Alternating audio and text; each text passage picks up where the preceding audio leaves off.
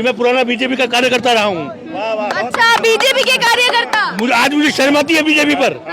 मैं खुलकर बोल रहा हूँ कि अगर गुंडे को टिकट दे दो तो गुंडे को वोट दें हम, माफिया को टिकट देते तो हम माफिया को वोट दें, और बात करें हिंदू राष्ट्र की, ये बेईमानी को हम तो हिंदू राष्ट्र में आप हिंदू राष्ट्र की मांग में क्या दिक्कत है? क्यों नहीं है दिक्कत है? क्यों दिक्कत नहीं है? क्या दिक्कत है? ये बोले ना कि एक समान हो जाएगा सब कुछ। क्यों धर्मनिरपेक्ष राष्ट्र होता है एक समान? हिंदू राष्ट्र में कैसे एक समान हो गया? बोले ना हिंदू खतरे में है। उनके बोलने से क्या होता है?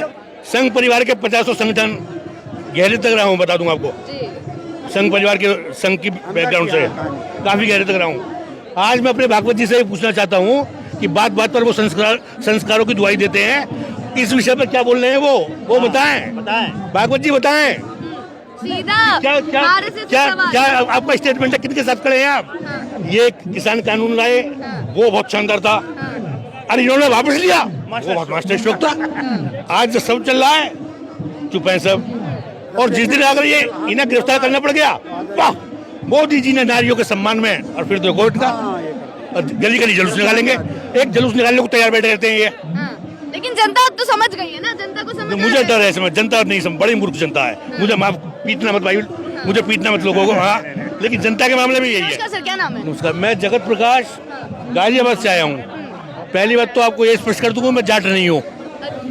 ये जो आरोप लग रहे हैं उनको खारिज कर रहे हैं। मैं हरियाणा से नहीं हूँ। तीसरा मैं ये स्पष्ट कर दूं कि मैं पुराना बीजेपी का कार्यकर्ता रहा हूँ। अच्छा, बीजेपी के कार्यकर्ता। आज मुझे शर्म आती है बीजेपी पर। मैं खुलकर बोल रहा हूँ, गाजियाबाद में मेरे हजारों लोग जानकार हैं, आज वो देख रहे होंगे। अगर यानी कि एक बेटी के लिए कितना मुश्किल होता है कि अपने साथ अगर कुछ दुर्व्यवहार हुआ हो उसको बोलना भी, कोई कहता है तब नहीं बताया, कोई कहता अब नहीं बताया। अरे शर्म आनी चाहिए, तो डूब मरना चाहिए हम लोगों को।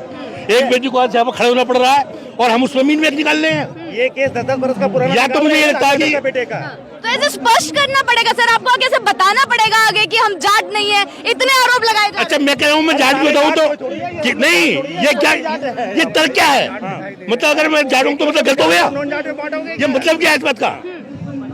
ये मतलब क्या है इस बात का कि जाट को अगर जाट का भी तो भी सही है? ये तो बाकी जातियों को या बाकी लोगों को सोचना चाहिए कि वो खड़े क्यों नहीं हो रहे, बजाय इनके कि इनसे सवाल किया जाए।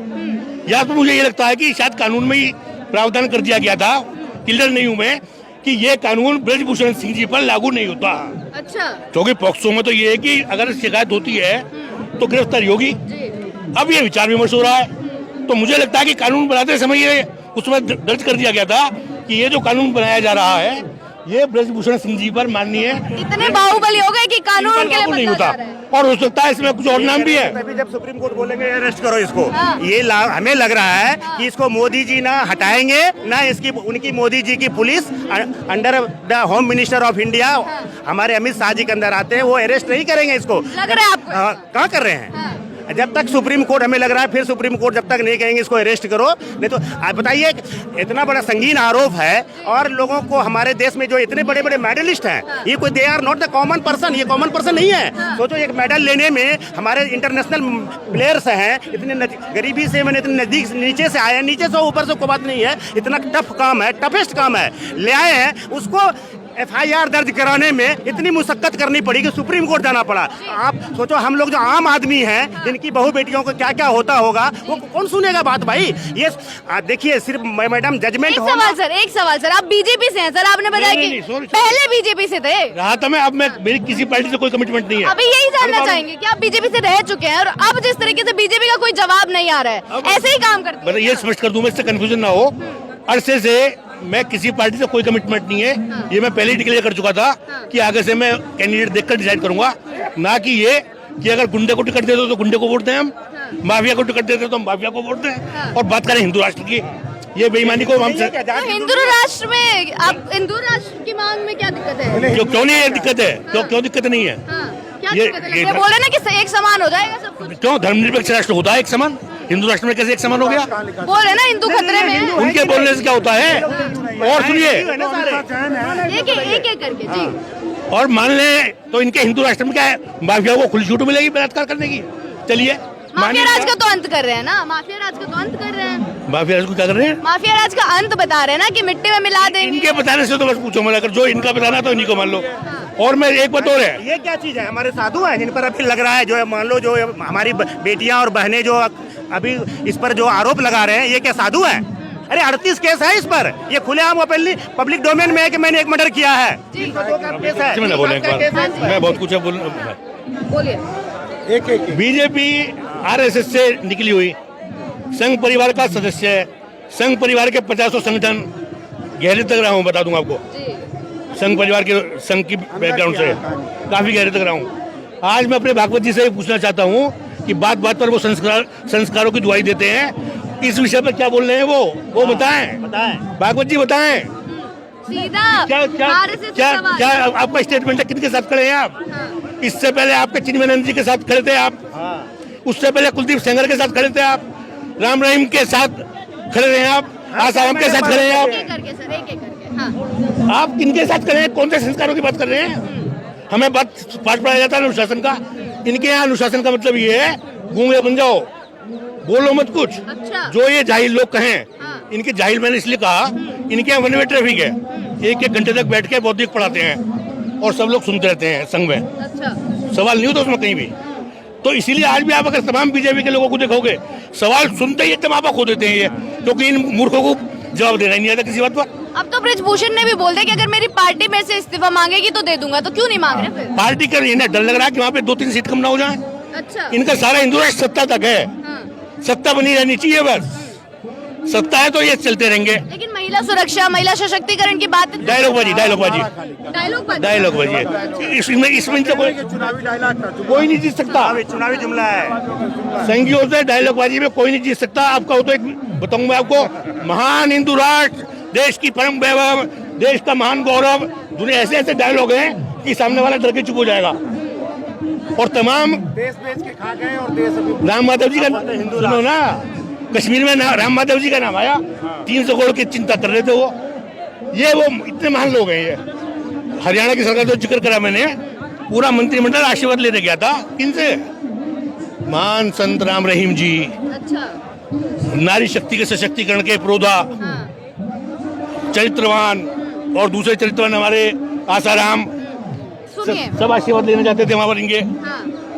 तो ये खेल है इनका। आप अंदर तक रह चुके हैं, बीजेपी के कार्यकर्ता रह चुके हैं, यही जानना चाहेंगे क्या लग रहा है फिर कार्रवाई हो पाएगी यहाँ पर? जिस प्रकार से सांसद पर बार बार बहुत मुश्किल है ये, कहाँ तक जा सकते हैं पूछो मत। जब इनको लगेगा बिल्कुल ही सिर से गुजर रहा है, हाँ। तो हो सकता है कि खबर आए कि मोदी जी तो बहुत गहरे चिंतन कर रहे थे और अब मोदी जी ने सबको फटकार दिया कि क्या हो रहा है, और फिर ये मोदी जी का श्रेय लेते हुए कि वो उसकी गिरफ्तारी हो गई।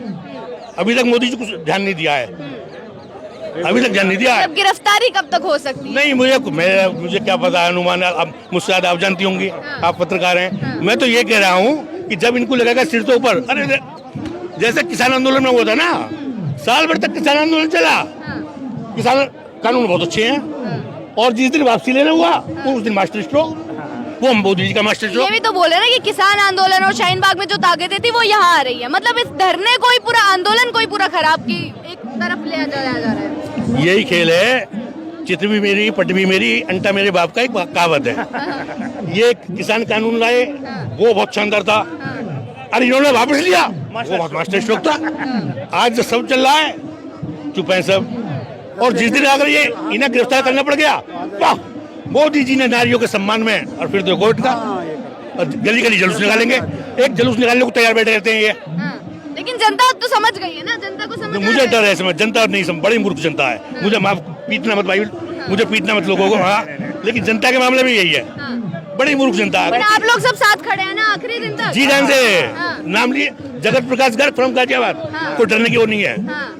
जगत प्रकाश गर्ग फ्रॉम गाजियाबाद आरएसएस से गहरे तक जुड़ा रहे हूँ, बता दूं, मैंने बताया नहीं। मालिक है महिलाओं के, इसलिए भी आए ये, मैं इनका साथी हूँ, तो हम लोग आए। चलिए जी, बहुत बहुत शुक्रिया आप सबका। मैं हिंदू की बात करा रहा हूँ। अब ये बोलते हैं ना हिंदू हिंदू, ये महिलाएं क्या है इसमें? कौन कितने मुस्लिम है बताइए? इसमें कोई मुस्लिम है क्या? जात जो भी है, जात तो पहले तो ये धर्म की बात करते थे, अब ये जात की बात करने लगे। ये सब चीज की बात करेंगे। इनको एक ही, हमारे जो मोदी जी का डिग्री जानते हैं किस चीज में है? एमए इन इंटायर पॉलिटिकल साइंस है। इंटायर को आपने यदि कोई पोस्ट ग्रेजुएशन किया होगा तो हिंदुस्तान में कोई भी सब्जेक्ट के आगे इंटायर देखा है? अच्छा, आप डिग्री को फेक बता रहे हैं? इनके डिग्री के ऊपर जो है गुजरात यूनिवर्सिटी में देखो, वी के वेक्टर के जगह पर बी फॉर बॉम्बे लिखा हुआ है। देखा इनका जो डिग्री मार्केट में, जिस दिन वो डिग्री क्यों मांग रहे हैं? विकास पे बात कीजिए ना, विकास कर रहे हैं। विकास, आपने एफिडेविट दिया, मैं कह रहा हूँ ठीक है, कब विकास दिया, आप विकास पर देते, आप एफिडेविट में नहीं लिखते एमए पास, तो भाई जरूर आपने एफिडेविट में लिखा ना कि एमए पास। महिला पहलवानों की बात बातें, हाँ जी। महिला। जी जी जी, बहुत बहुत शुक्रिया आप सबका।